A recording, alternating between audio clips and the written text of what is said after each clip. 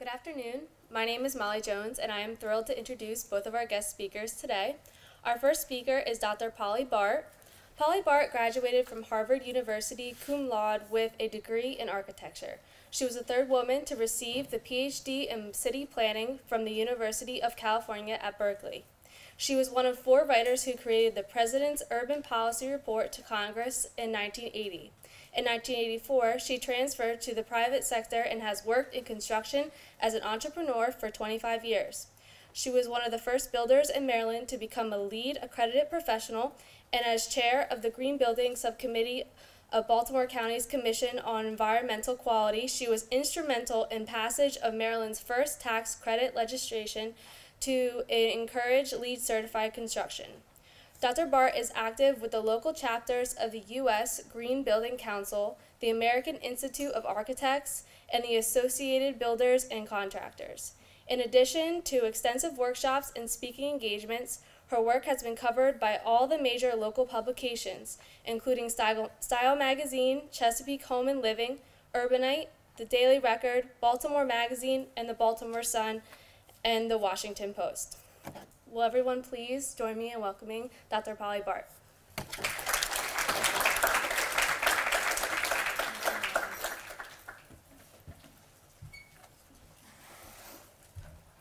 The last Himalayan kingdom is Bhutan, where they track gross national happiness instead of gross national product. And we'll see if I can do the button pushing thing here. Yeah, great. It's hard to get into Bhutan because there's no place flat to land. Also, it looks like this. If you can imagine, they play flute music as you start to sink down between those mountains until the first fast bank around, and you just miss a haystack, and everybody cheers when you land at the airport. In addition, you can't get into Bhutan without a licensed guide in traditional dress. They keep a leash on the tourists. It's very helpful. Most of the tourists do stick in the center of the country where there are wonderful big religious festivals, a lot of dance, lots of music. I went the other direction. So this is a talk about happiness. There are going to be kids, dogs, cats in the presentation. Those are Bhutanese kids. They have a belief, because they're Buddhist, that acts of kindness build positive karma, and that does reflect in everything that happens between people there. So I went the opposite direction. I went, most of Bhutan is pre-industrial and pre-literate. There's only one main road, and we're not talking superhighway here, we're talking women on their knees with rocks building up the bank of it. It's quite exciting. Beyond that, it's on foot. The place where I went to stay with my guide's family is accessible now by a logging road. It's a bone-jarring trip. That came in 2 years ago along with one electric line. We're going to be looking at pre-industrial. And I don't think that's what you're expecting to see. Pre-industrial here does not mean poor, and it does not mean a lack of culture, quite the reverse. Every Bhutanese in the area knows how to build a beautiful farmhouse like this. It's rammed earth. You use your hands and your feet to do it. There are stores of what comes out of the ground and with the cattle on the first floor and hay drying on the top floor. The family lives on the middle floor. That symbol there is what you think it is. That's because they think sex is a positive and they don't hide it, and that's a protective spirit.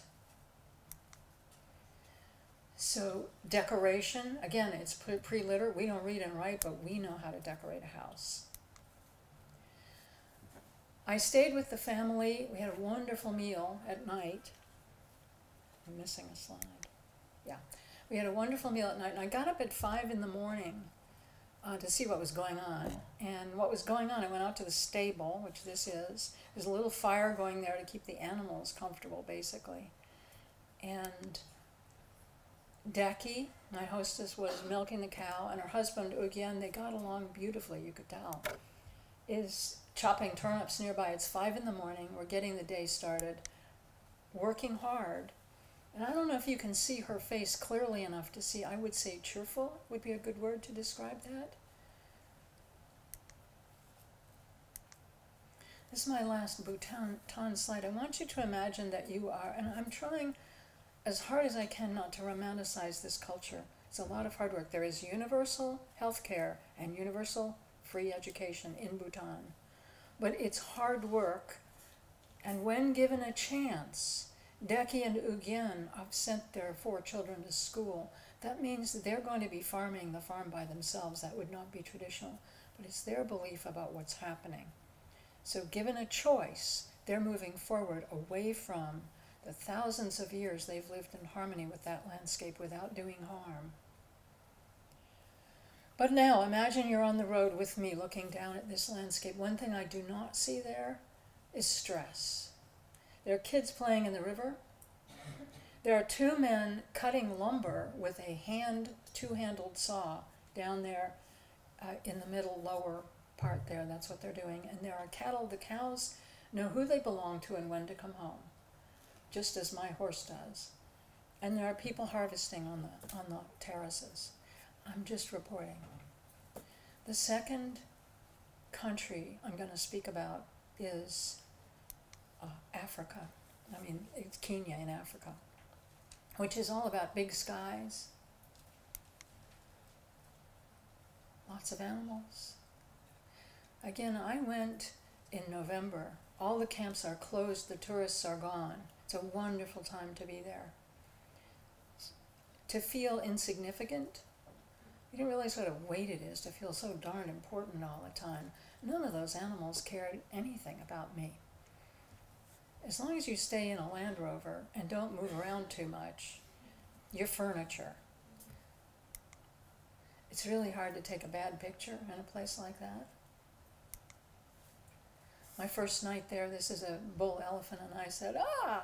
And like I said, oh, if he were going to charge, he would flap his ears and trumpet. Okay, cool, no problem, I'm fine. So I'm not there with other people, meaning we could go anywhere. If you were there during the on season, you can only stay on the roads.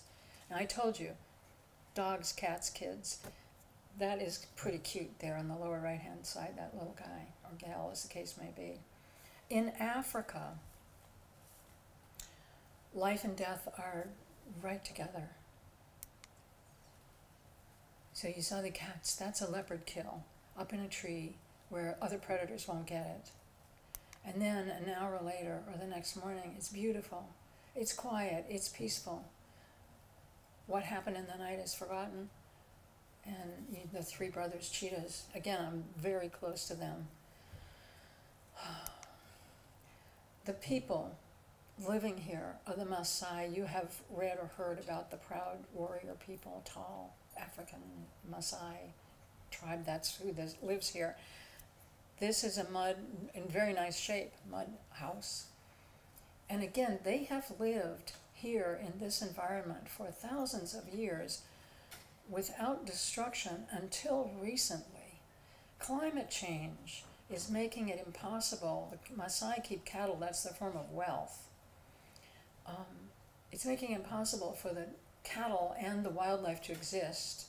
There's not enough.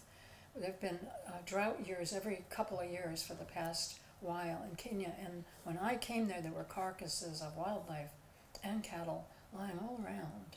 Predators were happy, but nobody else was. So climate change is affecting this ability to live sustainably.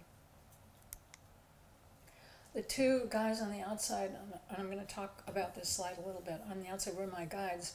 They use English names for our benefit, basically Fred and William. The girl taught me drumming. She's a high school girl, and I put her through high school from here, which costs almost nothing. I didn't know what to do. So schooling, and I gave her a calf. This is a little off script, but I gave her a calf because Maasai women have no rights, and it's a polygamous society. So she may be the only teenage Maasai girl to own a calf. That's their form of wealth. But I put my efforts towards her education. That's going to take her out of this village. I don't know if I did more harm than good there, but it's what she wanted, and I couldn't not be helpful. They say in Africa and other places that we are risking educating people for unemployment. I'm not sure that I don't want to make this too complicated, but I'm not sure how to do good in an existing sustainable pre-industrial culture. One thing I will tell you is you see a picture like this, and if you're like me, it's like, oh, okay, traveling American with Native people. It's not like that. I spent 3 days in a Land Rover with those two guys. And one day, on about the third day, the two guys in the back were talking in Kiswahili for an hour, animatedly. So finally I said, what are you talking about? They said, we're talking about our cattle and our village and the way that we see the land being damaged and we don't know what to do, and we're talking about what to do. And I started to cry. And I said, if my country, if there were a conversation like that between a couple guys, it would be either about football or about a business deal. And I said, we need our men and our women to be talking the way you are. So by the time they found out I'm a feminist, and I found out they were polygamists and they're men, it was too late. We already liked and respected each other, which is what's in the picture. So on the way back, I stopped in southern France. You don't realize what having some topsoil and a bit of water does for us, and how important it is to protect that. That's food in France. This is Scotland. My last week on this trip I spent at the Findhorn Intentional Community where they talk to plants. It's all around gardening. It's in our culture. It's sustainable. It's very inspiring community. And then I came home and I learned something. You can see that, I think. So the Haw Valley is a wonderful place, but when people came to visit Mother Teresa in Calcutta, and some of them wanted to leave everything and go be with her in Calcutta and do her work. What she said to them was, find your own Calcutta. So for me, I set out to find my own Haw Valley. And the rest of my talk is going to be about that. It's going to be about the work I do as a green builder. And in the past year or so, and then I will talk personally about my own Haw Valley. So in the past year, 9 out of 10 of the calls I get are about tiny houses. How many of you have heard of tiny houses? 2? A few. Okay. About tiny houses. It's a dream for some people. That's a tiny house. So they're calling me seeking an experience of back to the pioneers or back to their school days when it was simpler, having a mortgage-free home, having very fewer possessions. Something is an experience that they're looking for. This fall, I worked with a client. I hope I'm not shifting gears too fast for you, but I want to cover a lot in 20 minutes. I had a client working on a tiny home. We had a blast. That's her drawing. We're working together on her tiny home. And we were called by I was called by a TV station, a pretty big one, which said, we want to feature your tiny home. The media are desperate for tiny home stories right now. We're going to feature your tiny home. So I said, we're having a great time designing this. They said, that's not the story we want. We want a shopping story. We want your client to go out, look at 3 tiny homes, and choose one. You know in the ads how important it is for you as a consumer to choose between pink and blue. That's what you get to do. You get to select, right? So that's the story they wanted. And they wanted us to change what we were doing to present their story so they could film it. Well, we didn't do that. I wrote a furious letter to the station. But the media is working really hard. I don't think people calling me about tiny homes are looking for another shopping experience. It's a different experience, sort of anti-shopping that they're looking for. And I hope that you, when you're out there really seeking an experience, don't get fooled into buying a thing, because it is not the same thing. It's like buying a treadmill. You end up with a thing. I really hope tiny home people don't discover that they bought a thing, because that's not what it's about. So in my work, I do a lot of, I'm a natural green builder, and I do a lot of natural materials. I do a lot of straw bale. Now you can easily tell that something is green when it's full of straw bales. That's what that building turned out to be. It's got straw bales. It has 2 beautiful green roofs in bloom. It has solar thermal heating, no furnace, no air conditioning. And the driveway, you're looking at the driveway there, I'm very proud of the driveway, the green thing. It's done that way. And for the sake of time, I'm going to move quickly through my slides here, just kind of illustrating how to do green in our culture and what the effect is on me and on my clients. That's straw bale. This was, they bought a house that was too big for them, and bless their hearts, they took down 1,200 feet of it, 1,200 square feet, and we saved everything. Okay, that's another form of being green, being sustainable. I'm always thinking, what's the effect on the environment of what I'm doing? That's a white oak tree that clients took down. I couldn't stop them, so we used it. I used it to make the deck on my new house that I'm building. Beautiful, isn't it? We used every scrap of it. What resources do we use? None. This is a historic farmhouse in Baltimore. On the right is the floor we were able to save, and on the left is flooring I got from 3 blocks down and brought in, and it matched. So when you look at this picture, again, I asked myself, effect on the environment, sustainable. What did I use in resources? Nothing. The nails. I didn't hurt anything. So where did the money go? Because this cost as much as if we had imported bamboo from China with a big green sticker on it. Most of that money would have gone to the transport, the oil, the petroleum stuff, okay, and the stores. It went to 2 skilled craftsmen. The money that my client spent went directly to their Christmas table. Sitting down, good work, well paid. Same money, where's it going? That's clay plaster. Again, I can't give, this is not a talk on the details of green. Clay plaster is incredibly healthy, and it's clay. That's all it is. You can put it on drywall. It absorbs moisture and feeds it back when it's needed. When you use a granite countertop, basically for every foot of countertop, there's a foot of rainforest lost, more or less. This is domestic soapstone from Schuyler, Virginia. I've been to the quarry. No harm is being done where the way in which it is being quarried. And it's fun. We get back to more of the experience leg of this and the happiness part of it. Those were the clients and family. They came down to help me lay out. See that quartz stripe? That we were deciding where to put that in their kitchen together. You want to make a kid happy, let them tear something apart. She's helping me with demo. She's taking the tiles off the wall in the back. That is one happy kid.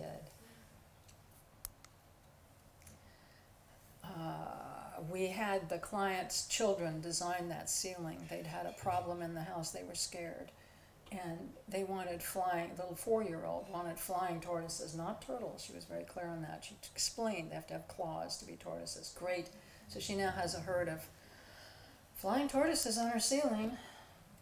That is stormwater management. The next few slides show you what looks like high-end renovation, because it is, but it's very green. That's permeable. Water soaks in, and there are pipes behind it which catch the rainwater and divert it into the heavily vegetated side yard. What that means is that all that water, rainwater, doesn't go down into the stormwater system, into the bay. It goes down into their ground and into the aquifer. That's the essence of green stormwater management. The floor is an exotic, bought from Uruguay and Paraguay, happen to have, they're right next to Brazil. They have controls better than ours. And so you can have exotics and still be green. That's FSC certified lumber, the highest standard you can have for how they're cut, what's left, and how people are paid who work on it. That's just cute. We saved everything. And my client designed that countertop out of a new groovy recycled green material. Getting people outdoors. Protecting the plants. You've seen construction sites, they're mud pits. If you drive, if you have a tree, and you manage to keep people from hitting the tree trunk, you need to protect the root system that goes as far out as the leaves do. So you can't have heavy machinery driving there. You need to protect the tree. Here, I drove everybody crazy, making them stay within 4 feet of the building envelope. and yelling at them for putting wires across my plants. But look at it, it's only a few months later, happy plants. Local craftsman, that looks simple, it is not. It took us 2 days to figure out how to make that railing swoop around like that. Local craftsman. Okay, moving on to the personal. That's my dog. The first thing she said to me when I picked her up when she was 2 months old was, "My name is Happiness." And it is. When I scream at her, it gets a little silly. Like, Happiness. So I would encourage you, in my search for the Ha Valley, you know, circling the globe or whitewater rafting or whatever it is can bring you a lot of joy. But sometimes happiness, for me anyway, comes from not only the work I do, which is very closely aligned to my belief system, but it comes from very ordinary things, but I believe they're totally individual. And it's important to notice, as I did with my Irish setter puppy, what it is that brings me happiness, and then to spend time, and sometimes a little money, to bring it into your life. Because it's worthwhile to look at not only how you're spending your time, what you believe, are they together, but what kind of an experience are you having? You know, I mean, we might as well, yes, okay, so the dog. And I bought this farm. Nobody else seemed to exactly want it at the time, but it's a gorgeous piece of Maryland countryside. Long story how I got here. I was not born into being able to do something like this. I bought the farm. It has a stream on it, a little stream. So this is my personal creation of a Ha Valley. I want to be able to sit on the stream. That's locust. No cement, no chemicals. Harvested from my neighbor's yard. That's a white oak platform, again, a salvage tree on top of the locust. So where are the people? This land, I totally know, came to me to be shared. They're my people. This has come to me very slowly in my life, to let people be so important and be part of. And I've learned to hang out with people who I really like and whom I can trust and who care for me, and not to hang out with people who don't, or I don't. That's made a big difference. So these are my people. That's a meditation session on that platform. It's a vision come true. This is my tribe. Those two on the left are clients because I give them an experience of joyful creation together. It's just for them. They stay in my life. I get to watch their kids grow up. This is my Ha Valley. That's the house I'm building there in the background. It's got straw bale, green roof, logs. I'm thatching the roof. Does that look at all like that first picture that I showed you of the Ha Valley with the farmhouses? I hope so. And those are my people. That's the house. That's the little girl who was beating the tile off the wall, and that's my dog. I found my Ha Valley and helped to create it, and I hope that you find yours. Thank you.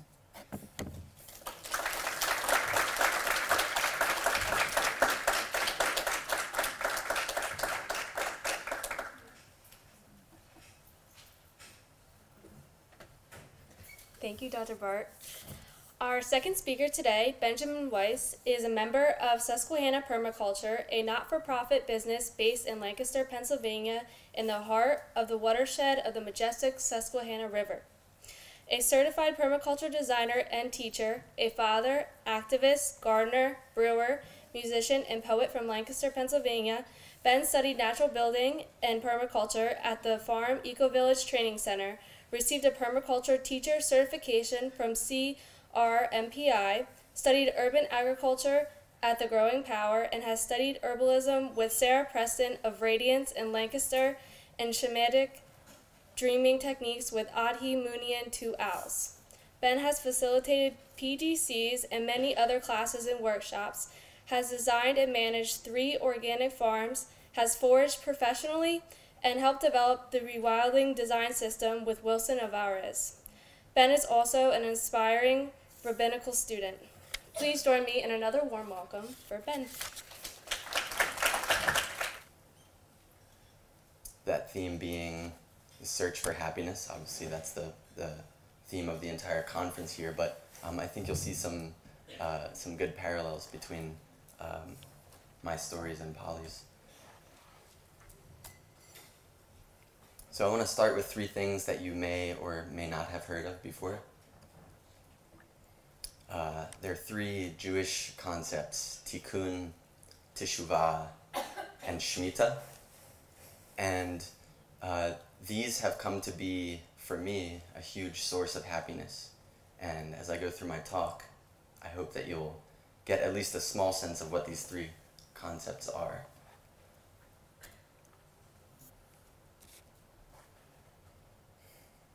So my first story is going to move forward in time from about 120 years ago. So I have an ancestor, his name was Simon Greitzer, and when he was a young man, he was living in Kiev, in what's now the Ukraine. And he was drafted, at that time Kiev was part of the Russian Empire. He was drafted to fight in the Russo-Japanese War, which is considered by historians to be one of the first modern wars. So he was shipped thousands of miles, well, by train, not on a ship, across Siberia to the Kamchatka Peninsula to fight the Japanese who were invading that land. And the Russians apparently didn't realize that the Japanese had a modern army. And pardon my French, but the Russians had their asses handed to them in that war, basically. And so my great-great-great-uncle, Simon, was actually stranded in Kamchatka, thousands of miles away from home. The Russians had no infrastructure left to get their soldiers back. So it took him 2.5 years to hitchhike and work and basically hobo his way across Siberia back to Kiev. And by the time he got back to Kiev, he was so fed up with being a Russian that he gathered up his family and gathered up enough money to get to the U.S., to Philadelphia.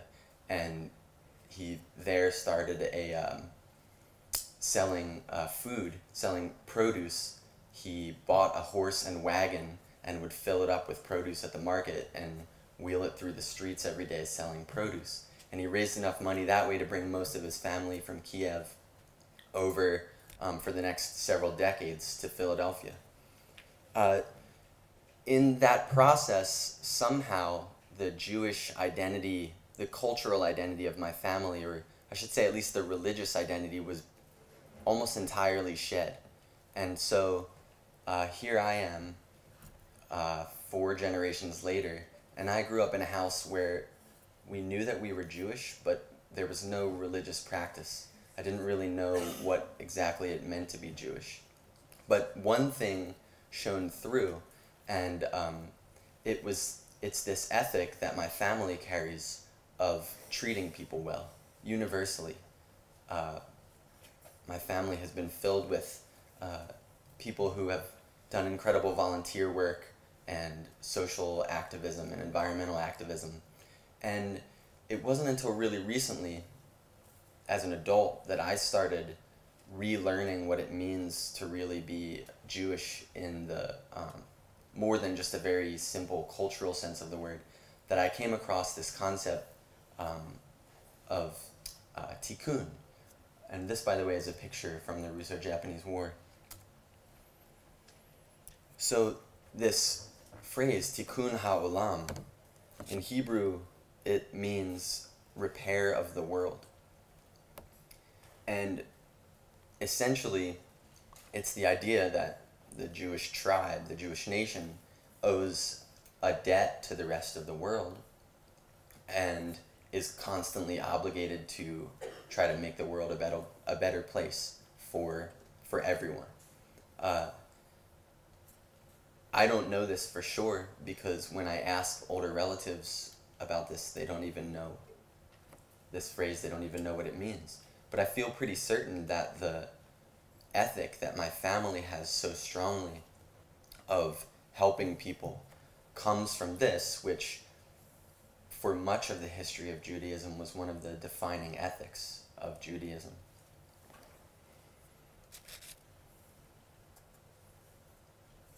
So I'm going to tell another story now.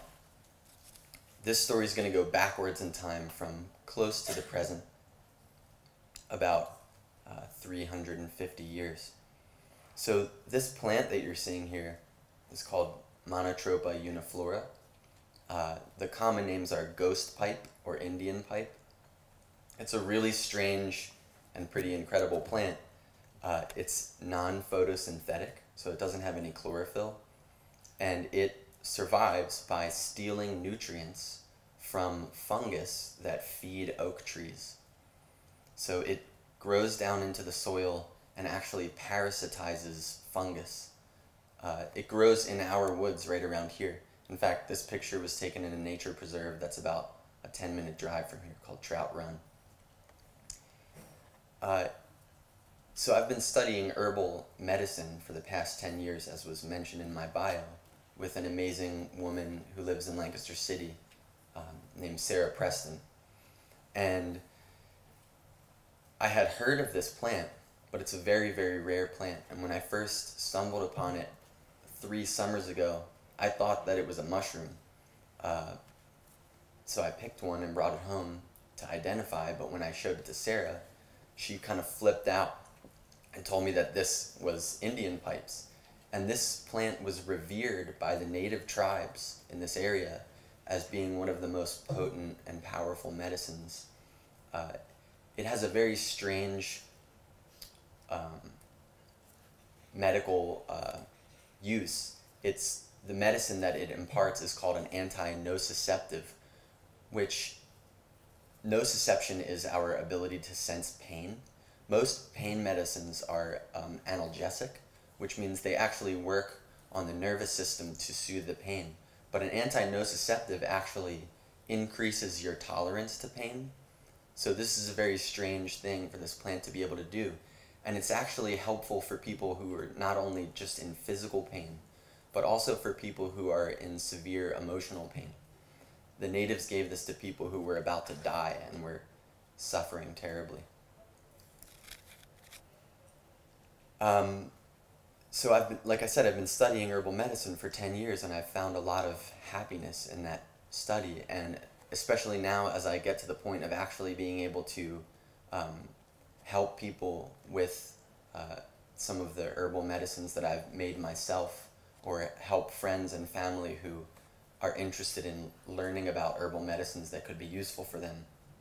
I find it integrating more and more with concepts like tikkun ha'olam and teshuvah, which I mentioned, which basically means a return, and that is basically a return to a good way of life. My mom is a certified nurse practitioner. She actually got her master's degree here at Millersville, and my grandfather ran a pharmacy in North Philly for, I think, 40 years called Eagle Drug. It's not there anymore. His father, who we called Zeta, my great-grandfather, Zeta's like the Yiddish term for grandfather, grew up in the Carpathian Mountains in Eastern Europe. And he traditionally, or I should say he and his family before they came over here were Hasidic Jews. And Hasidism was founded by an herbalist. A lot of people don't know that, but the famous rabbi, the Baal Shem Tov, who founded Hasidic Judaism, was like a world-renowned herbalist. And he claimed that as he wandered as a boy through the Carpathian Mountains, that the plants actually began to talk to him and to teach him their uses. This is a pretty common theme, really, among traditional herbal healers throughout the world, and it comes back to even the natives around here. As anthropologists fanned out through across the world in the late 1800s and early 1900s, trying to gather information about all of these cultures that were about to disappear, every time they would ask the plant healers, where did your people get the knowledge of these medicines?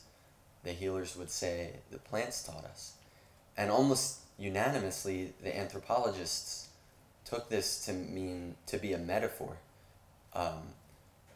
except that there are still native people and there are still native healers, and now they're writing books and they're saying, no, that's not a metaphor. There are actually ways of communicating with plant consciousness. There are actually ways of gathering information that modern people have forgotten about. And my ancestors knew that. Part of this idea of tikkun ha'olam entails this continual closing in on a reverence for earth. And my own work, my own career as a farmer, as an herbalist, as a permaculturist, has paralleled my relearning of my roots, my culture, and I've very gladly and kind of amazingly stumbled upon this coming together of both of these paths that I'm walking, urging me to understand how to treat the earth well. And that brings me to this idea that, to me, sadly, is still not very well understood in contemporary American culture or politics. And that's the idea that environmental justice is social justice. When we damage the earth, when we destroy ecosystems, we're not indirectly harming people, we're directly harming people. We're undermining people's most valuable basic needs and resources.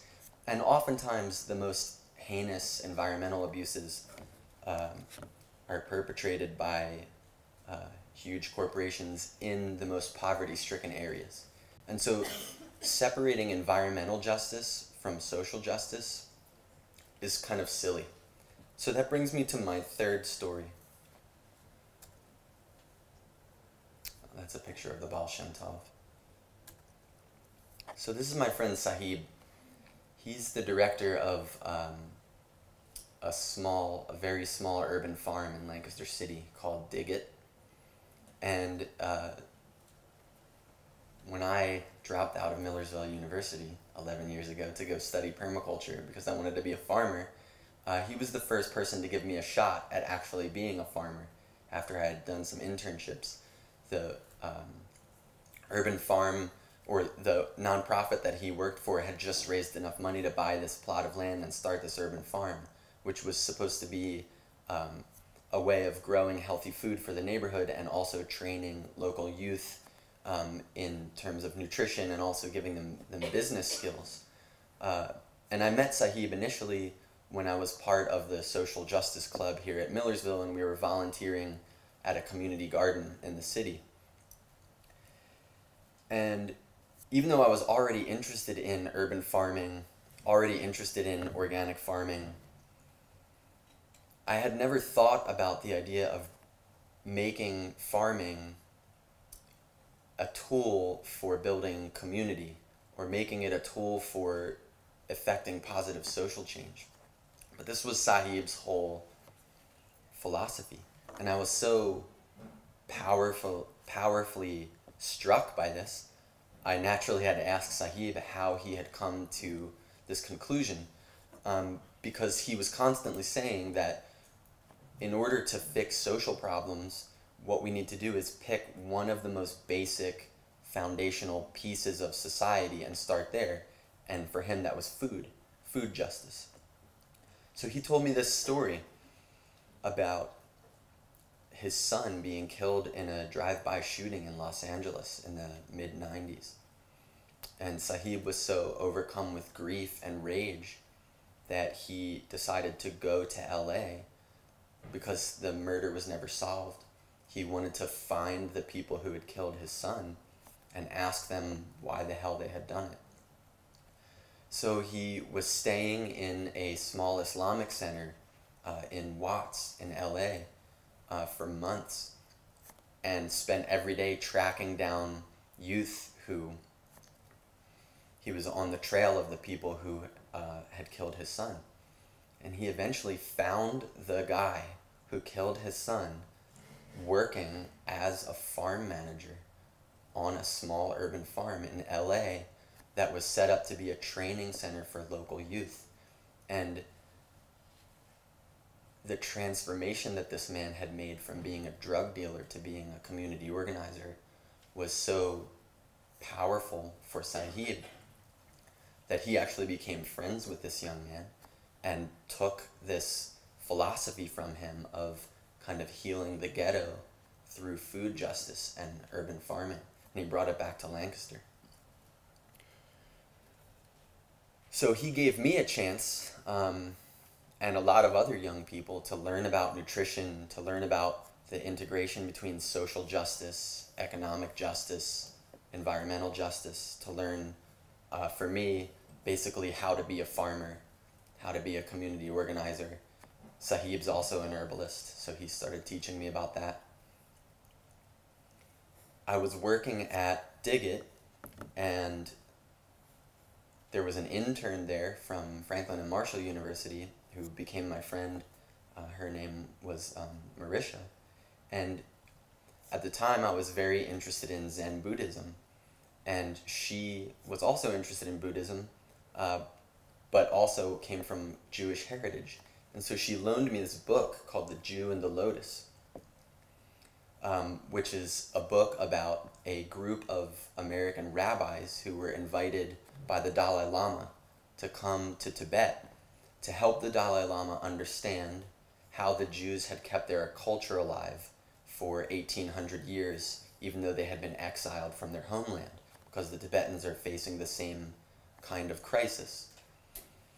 So I'm reading this book, and one of the main characters in the book, and I say character, but it's a true story, was this amazing rabbi named Zalman Schachter Shalomi, whose whole take on Judaism was founded in this concept of tikkun ha'olam, and that all of the sort of peripheral arguments about homosexuality and the Israeli-Palestinian conflict and all of these other things were kind of nonsense compared to the fact that a Jewish person's work in the world is to make it a better place. So I'm being totally blown away by this rabbi in this book, and so I called my oldest aunt, who was really the only religious member of my mom's family, and said, "Have you ever heard of this guy, Rabbi Zalman Schachter?" And she said, "Oh yeah, I go to the synagogue that he founded in Philly." I'm like, "No kidding." And she goes, "Yeah, and you lived in the same apartment building that he did when you were a little boy. He used to give you lollipops." It's like, no way. So I started going down to her synagogue periodically and became very good friends with the rabbi there, Marcia Prager. The rabbi's a woman, and she was the chief disciple of Reb Zalman, who, God bless his memory, he passed away last year. And Marcia Prager turned me on to, and let me jump my slide here. That's Reb Zalman. Marcia Prager taught me about this concept of Shemitah, which I had never heard of before. It turns out that in the Old Testament, in the Torah, is a very important set of laws that have essentially been forgotten by modern Jews, and Christians know apparently almost nothing about them. And they're laws around land use and agriculture and economic justice. And at one time they were central to Jewish practice. And for me this was incredible because it started finally tying together these two paths that I was on, one of learning how to treat the earth well, and the other of relearning about the roots of my culture that my family had kind of shed. So let me just give you a few examples of the Shemitah rules, which are, again, they're in the Bible, the foundational document of all of Western culture. Every 7 years, agriculture is forbidden. The land has to be allowed to lie fallow. People are only allowed to eat what they've either stored during the first 6 years or what's wild. The poor, the homeless, foreigners are allowed to glean food out of the farm fields and pass through. Every 7 years, servants and slaves had to be set free. And this became even more powerful every 50 years. There was a special year called the Yovel. In English, that's translated as the Jubilee. Every 50 years, every family had to give back any property that they had acquired over the last half century and retreat to their ancestral homeland. Imagine the kind of economic check that would put on the acquiring of wealth and power.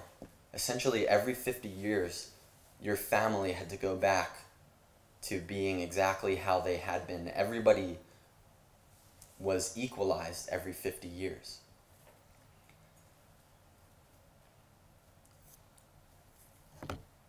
So, what does this all have to do with happiness? That's how I'm going to finish my talk. I titled the talk, Happiness Grows from the Root, or from the Roots. And for me, this search for an understanding of my own people's and my own family's version of what it means to be good people has given me a lot of fulfillment.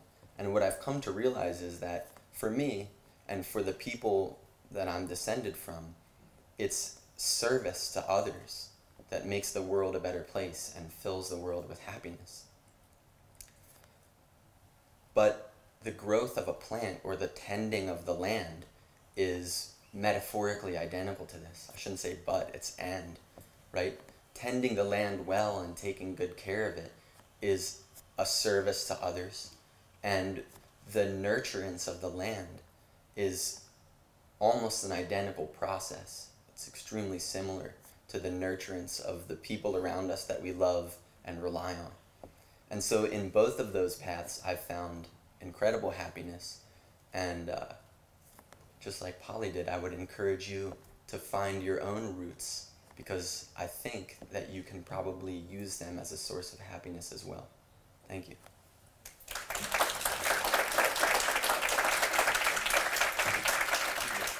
We're going to talk about things that really bring some of the themes that we've heard so far back to a local perspective. And I wanted to introduce some of the concepts that psychology has to tell us about some of the themes that we heard in Dr. Bart and Ben's speech. There's an entire field of positive psychology that cannot be summarized, of course, in this short time that I have to do it, for about 10 or 12 minutes here. But I want to just give you a little bit of an overview of some of the ideas that this field has to share, and some of the concepts, especially, that psychology can tell us or give us about the ways that we interpret our understanding of some of these universal themes. As I do this, I'm going to try and call this up as we're seeing this. I don't have a PowerPoint, but I see that my other piece has disappeared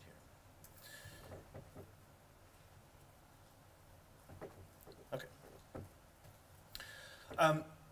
So there's much to say about this, and again, the field of positive psychology helps us, I think, interpret a lot of this information. How many of you, by the way, have heard of the field of positive psychology? Okay, very popular, and especially the past 15 or 20 years. Before that, psychology was largely a field that was based on keeping people from suffering or relieving people of the suffering that they might be having. And now there's a little bit more focus through this positive lens on the ways that we help people flourish. And if you look at some of the titles that are in some of these books that document some of these positive psychology principles, you'll see these like flourish and happiness and well-being, and what it means to kind of incorporate some of these ideas into this broader field. Let me see if I can go through this quick presentation and just give you some ideas of some of these constructs. A couple of questions, I think, will help us kind of understand this, and I want to stay brief. The last piece that we have then is Dr. Garner's piece, and then we'll have a Q&A if we have the opportunity to at the end of our session. The first question that I asked here is, how can happiness be defined as a psychological construct and as a social construct? Many of the stories, the rich cultural narratives that we heard from our first two speakers included this rich social aspect. And the other piece that comes along with this is the individual piece and how we can speak to that individual construct. Number two, which theoretical frameworks might best support this exploration? I want to tell you about just a few here, again, in this nutshell version of what could be an entire positive psychology course. Three, what evidence helps support these theoretical frameworks? A couple of pieces, I think, of information that would help us. And then the last one, how can knowledge of these psychological and philosophical constructs help inform our lives? So this is the piece that hopefully we're all trying to take away from this, is how do we learn to develop our own roots, to find our own valleys of happiness, and richly involve our lives in something that's more meaningful than us. So how can happiness be defined? The way it's generally defined in this literature base is through a term called subjective well-being. And this is where it starts to get a little bit scientific. But subjective well-being, or SWB, is an idea that is an umbrella term that might include underneath it a couple of the concepts that many of us might readily appreciate more often as being discussed as happiness. Things like happiness, things like positive affect, things like positive mood. These are all subsumed largely under this construct. So it contains both cognitive and affective dimensions. Many of us probably think about happiness as an affective piece. That is, it's a mood, or maybe more transiently, it's some sort of trait or state that we're having as an affective piece. We feel happy. I feel good because of something happening to me. And then the other longer term piece is that the climate piece, that is mood, separate from the individual trait that we might have at that time. And the last one then is, the second piece of this is a cognitive dimension. So it matters not just how we feel and understand and interpret our emotions and our feelings, but it also matters how we make meaning out of that. And that is in some ways the subjective well-being piece, because we all create cognitive structure around these feelings and these states that we have beneath this. Just some background in this. This term began gaining traction largely in the 1970s. Ed Diener, who's a researcher at the University of Illinois, has written extensively on this subject in the field of psychology. He noted in 1981, when he started really writing in the field of subjective well-being, that there were 131 publications that mentioned this term. In 2012, he noted that now there are 12,000 publications. So this just gives you a little bit of an idea of how explosive this topic has become, and why we have conferences themed around it, and why we see it in many different places in our own lives. So the second question I asked us here is, which theoretical frameworks might best support this exploration? There's a lot of ways we can think about theory here. And a lot of our philosophers, both pre- and post-Enlightenment, through whatever category of qualification we want to give them, have had something to say about subjective well-being or happiness. But let's just kind of review a few and see their impact on psychology in particular. The first category is telic theories, and these can be further categorized as hedonistic or more Aristotelian. And I want to get into some of those concepts as we go through just the next couple of minutes here. The second one is flow theory, originated by Csikszentmihalyi. And he had largely generated this on his own, and he was and is a psychologist and writes in the field of psychology. And the last piece here is restorative environments. I want to talk a little bit about what psychology has to say about some of these restorative environments that we saw peppering all of the presentations that we've seen up until this point. From a hedonistic standpoint, most of us probably have somewhat of an idea of what hedonism is. We've seen it maybe some places in our lives. It's on getaway zones that we see in far-off islands. It is a vacation, a destination, something we might seek to attain. But very simply, hedonism is the pursuit of pleasure at the expense of reducing suffering. So a hedonistic approach towards understanding happiness might be one that increases or maximizes the amount of pleasure we can have in a moment, and decreases the amount of suffering we might have in that same or subsequent moment. Now, of course, hedonism has its own downfalls, because if we were all seeking to maximize our happiness in every moment that we're in, we might also lose some things around that. So you can understand how hedonism is not the singly most maybe well-adaptive approach, but it's certainly one that we can think about framing our understanding of this. We've probably all done things in that moment to really capitalize on that moment and make it powerful. And that is in some ways a hedonistic pursuit. To contrast that with the Aristotelian view, and both of these concepts and terms that are up here on the screen right now are Aristotelian terms. One is eudaimonia. And eudaimonia doesn't very well translate into English, but the best I've seen is having a good indwelling spirit.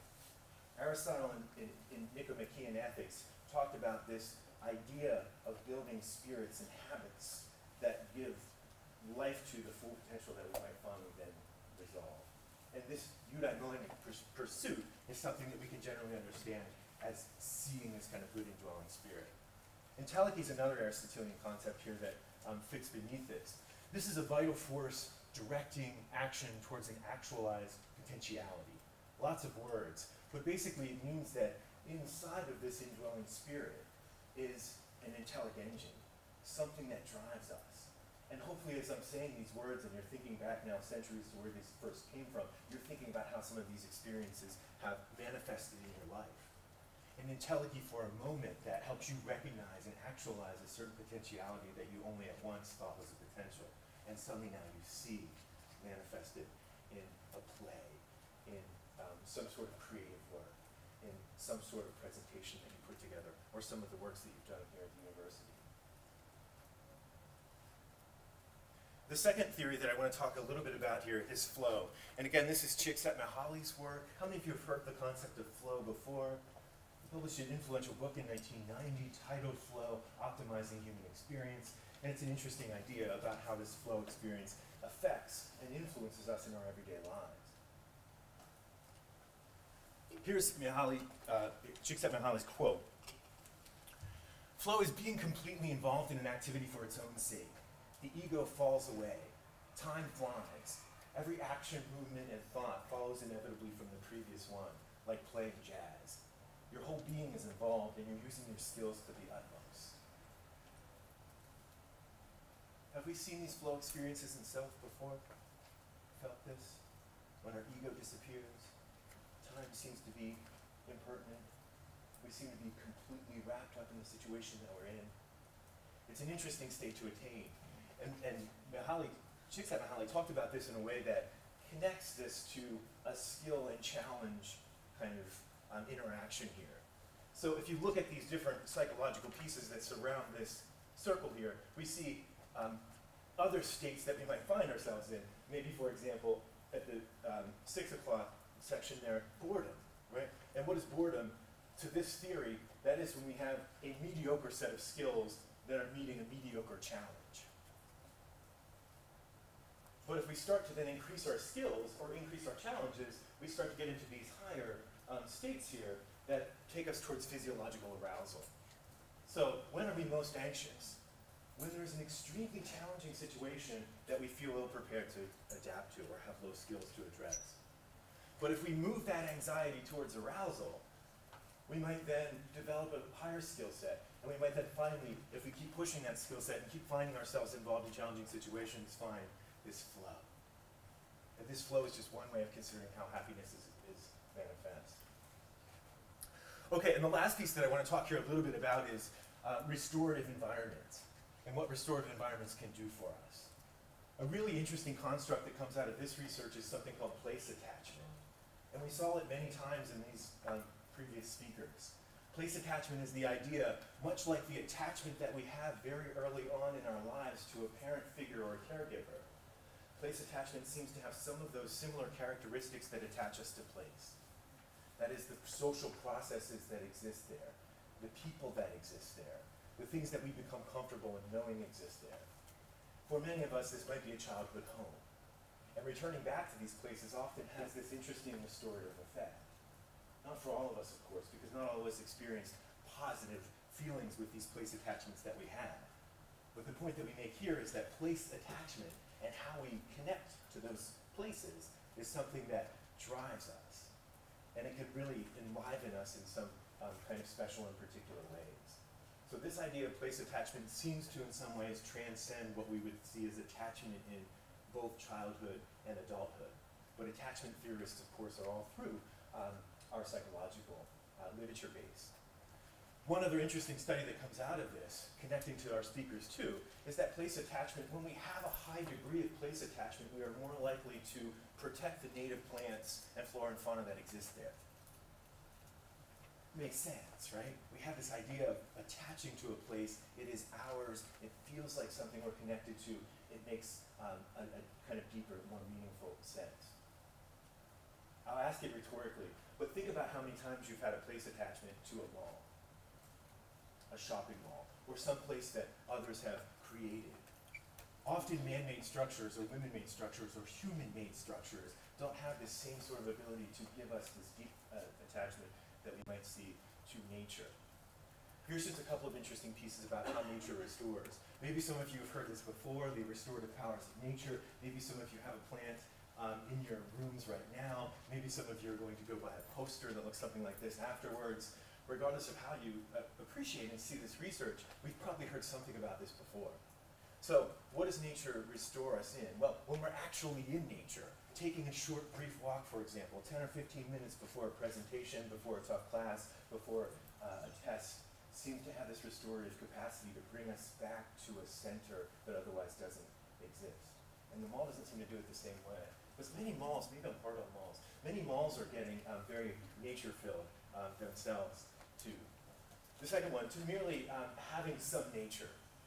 Small plants in the corner of a room seem to be able to also instantiate some of this restorative capability. Just seeing a poster image in one's office, here's the research studies that connect to this, to even seeing nature through one's window. So there's much more to say about this, but let me just kind of say 4 quick things about it that give us ideas of how we take this and make it meaningful in our own lives. This is a really challenging prescriptive piece to write, and I never feel comfortable doing it because saying that I have some sort of ability to prescribe happiness is something that's way above what I feel comfortable saying. But let's relate this back to what the researchers and other theorists might say. What can we do? Cultivate habits of mind and body that are consistent with our developing and emerging value systems. We saw this in our presenters. Find a value system that you feel connected to and develop those habits of mind and body that are consistently cultivating that. That's Aristotelian eudaimonia and entelechy wrapped into one. Number 2, seek out challenging opportunities and develop skill sets that allow you to experience flow in them. If you're anxious or you're bored or you're in one of those other categories, think about what might need to change to develop that flow situation so then you're playing jazz and time disappears. Number 3, consider personal developments of place attachment. Use these connections to find yourself in context. Think about those place attachments that you develop. It might be a childhood home. I just saw recently where Sting had this really rough creative time in his life, Sting the musician, and then he went back to his childhood home. And he was able to recreate a Broadway play and a new album because of the characters that he remembered being introduced to in his early life. It provided inspiration again for what was what he felt to be an ancient inspiration. Number 4, incorporate nature into your indoor spaces. Take a walk in nature or engage with the MU Center for Sustainability, which is what Dr. Garner is here to talk to us a little bit about next.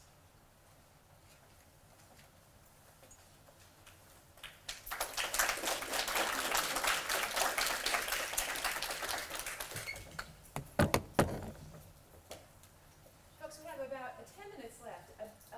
4 conferences ago in 2012, can you folks hear me okay? I stood up there and I had the privilege of being able to found, launch, and direct the Center for Sustainability. We did not have an entity like that on campus before. In 2000, I was hired in the psychology department to train master students, which I still do, who aspire to be school counselors. And I teach a lot about the brain and how when the brain exercises compassion and happiness and civic engagement and all kinds of things that bring healing to a distressed brain, because we're all wired to be kind of crazy, as some of my graduate students and undergrad students know. When we do that, we get to a place where we can lead lives of resilience. People at the time when I became the director of the Center for Sustainability said, but you teach psychology. What does sustainability have to do with what you were hired to do here? And I said, everything. Just give me a little time. And I'm privileged to say that 4 conferences later, as you've heard from some of our speakers today, that the same principles that we apply to healing children and families and the brain are part of a whole ecological web, and I don't just mean the environment. The Native Americans said it very well a long time ago. The great law of the Iroquois Confederacy said, in our every deliberation, we must consider the impact of our decisions on the next 7 generations. That's a powerful order to think that everything that you buy, everything that you do, everything that you say, every hurtful or friendly word that you say to a small child, you are paying forward into the next 7 generations. Years later, about 20 years ago, the United Nations held a summit, and they wanted to wrap their heads around what is the definition of sustainability. And I know that some of you here are here taking notes, and you're saying, well, what is sustainability? And the United United Nations said that it's pretty much a compilation of everything everyone said, but they made it very neat and clean. They said there are 3 pillars. And one pillar is environmental preservation, another pillar is social justice, and another pillar is economic justice or equity. And the 3 cannot stand alone. As you've heard our speakers say, you can't treat people well and treat the environment horribly. Everything is interconnected in this web of life. So my mission through the Center of Sustainability at Millersville is to create opportunities for the campus. And it's very exciting to have at any time over 8,000 people who are willing to do this. But to create opportunities where you can engage in acts of civic engagement, in compassion and healing, with fun and interesting projects that help other people and benefit the earth. And some of you have been intimately involved with this, and I see some of my faculty and staff colleagues who practice sustainability. I'm not the only person who does that. I just happen to run around and think of things when I have nothing else to do, but I always have something to do. So I'm always coming up with something crazy, but there's always someone that's like, let's do this. So let me show you some of the things that we do, and to invite you to get involved. We have a Facebook page for the Center for Sustainability, and we have about 5 different things that you might like to join. And one is a huge garden. The school district of Lancaster, only 3 miles away, has a lot of economic and social issues. And the school district of Lancaster had enough faith in me that they have provided a very large grant. They've given us an acre of land, all the water that we need, and a giant fence to encircle a ½ acre of it to form the Millersville University Wheatland Middle School Partnership Gardens. It brings staff, faculty, undergrad, and grad students from Millersville to act as garden mentors. You don't even have to know how to garden. You'll get it. You have to have a heart for children who live in an urban setting. Wheatland Middle School has a very high level of documented food insecurity. 8 out of 10 children have federally documented food insecurity. It means they don't know from one day to the next, in a given year, where their food might be coming from. They haven't learned how to grow their own vegetables. And other interesting pieces about them is that if they graduate high school, and that's an if, they may be the first generation in their family to go to college. So I have multiple aims when students come to the Partnership Garden, Millersville students, they think you guys are very cool. And you mentor them, and pretty soon people start talking about the brain, and they start talking about social justice. And Molly, if you want to just scroll through and find some of the pictures, most of the pictures in here, I would say every picture, people are happy because they're growing food, they're talking about things that happen, and go on down until you see some of the middle school students. Just keep scrolling through. A couple of years ago, you'll see this is the recent day of caring. Yeah, you can just keep going, keep on going, until you see children holding vegetables. That was the principal at Wheatland Middle School. We have homecoming. These are kids here who, 2 of them had never touched a fresh vegetable in their life growing right out of the ground. And for them, when they brought home quantities of food to feed their families, it meant something. And I have an after-school program going on right now that's going to restart this October. And if some of you would like to get involved in some way, we meet at Wheatland Middle School. We're teaching kids how to garden under the lights. And in the spring, we're going to move out into the big garden. So that's one of the big opportunities that we have in front of us. And you have the capacity to make a big impact on what happens to children around you. Go ahead and find the TerraCycle piece. Something else that we do at Millersville is that we have a program called It Takes a Village to Save a Child. How many of you have heard about the TerraCycle program? Okay. If you have a Facebook account or a mobile device, take it out right now and find the Center for Sustainability. It's Millersville University Center for Sustainability, and just like the page. Normally I tell people to put their mobile devices away, but take it out now. And if you haven't already liked the Center for Sustainability, please like it. You'll learn about what TerraCycle is. I don't have enough time to explain everything about everything that we do, but check out the center's Facebook page. We upcycle trash that's normally part of the waste stream. We get money for that. The trash actually doesn't get burned or buried. it gets turned into really neat and interesting products that the TerraCycle company sells on their website. When we get $250, we pay for a child's cleft lip and cleft palate surgery through the Smile Train. Your garbage, if you have an old toothbrush, a toothpaste tube, old shampoo bottles, gel, stuff like that, in your residence halls or where you live, save it. Save it, save it, save it, and you'll see some directions on what to do about it. It turns into money that actually repairs a very disfiguring and socially stigmatizing issue for kids. So each little piece of your garbage turns into saving a child's life. We have some other things that are going on. And Molly, if you want to just find something else, and we'll talk. Okay, we have some composting happening at Millersville. You might say, well, what does my banana peel have to do with climate change? Everything. There's really good research coming out of Washington and other places that depending on what you do with your fruit and veggie scraps and your coffee grounds and your coffee filters and all those kinds of things, you can either sequester carbon, I won't go into that right now, or you can cause problems in the environment. How you dispose of your food waste impacts the kind of greenhouse gases that are emitted. So yes, every little banana peel and every little eggshell actually means something. And we have on-site composting at Millersville. Go ahead and find the toss glass. We haven't launched this yet. You're the first people to see these posters. My student intern for the Center for Sustainability, her name is Alex Fleury. Hopefully you'll hear more and more about her. I gave her the assignment of coming up with a slogan and a campaign for us to recycle glossy paper. How many of you have catalogs and magazines, just glossy stuff? Don't throw it out anymore. We're going to be printing some posters. The Ronald McDonald House, the McDonald Corporation, they recycle glossy paper. And the money that is made from recycling this paper, the proceeds go to running the Ronald McDonald House. Most major medical centers in the United States have a Ronald McDonald House nearby. And that is to support families, to provide them for lodging when they have a child who needs extended and often life-saving medical care.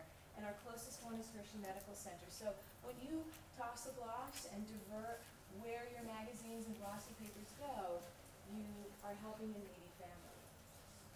I recognize that I'm running out of time. I want you to mark your calendars in your brains for Tuesday, January 26th. We're going to be hosting our own Campus Sustainability Day. It's unorthodox. The national one is in October, but we're not ready to do it because the Center for Sustainability is partnering with a national organization called Eco America. And they are going to partner with us and create Millersville as a flagship program, as an exemplar institution for other universities to copy. And we are going to be doing a program called What's in Your Wake to examine the impact that you make on everything you do. It's sounding a lot like the Great Law of the Iroquois Confederacy. I want to be sensitive to your time. There's so much more I have to say, but thank you so much for coming. And please check out the Center's Facebook page, and let's stay in touch.